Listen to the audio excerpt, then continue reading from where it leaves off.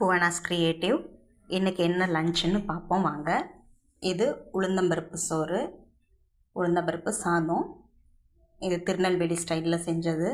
அம்மாவோ அக்காவோ செய்யும்போது இன்னும் கொஞ்சம் குழஞ்ச மாதிரி எடுப்பாங்க. எனக்கு உதிரியாக இருந்தால் தான் பிடிக்கும்.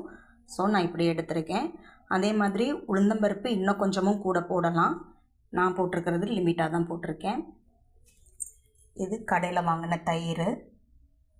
இந்த உளுந்தம்பருப்பு சாதம்னாலே அதுக்கு காம்பினேஷனே வாழைக்காய் பொரியல் தான். அதே மாதிரி வறுத்தரைச்ச துவையல், வாழைக்காய் சிப்ஸ், வதவல். ஆனால் நான் எக்ஸ்ட்ராவாக அவியலும் செஞ்சுருக்கேன். அதே மாதிரி இது உங்களுக்கு வெள்ளை பூசணிக்காய் கூட்டு பொரியல் மாதிரி பண்ணியிருக்கேன். பாயாசம், சவ்வரிசி பாயாசம், உளுந்த வடை, அப்பளம். இதில் உங்களுக்கு கருப்பு உளுந்து சேர்ந்துருது, இதில் உங்களுக்கு வெள்ளை உளுந்து சேர்ந்துருது. அதே நேரத்தில் இதில் வெங்காயம் போடலை, பச்சை மிளகாய் போடலை, மிளகு மட்டும் போட்டிருக்கு. உப்புத்தூளும் மிளகும் மட்டும் போட்டு செஞ்சது உடம்புக்கு ரொம்ப ஹெல்த்தியானது. இது அம்மா கைப்பக்குவம். வாங்க சாப்பிட்லாம்.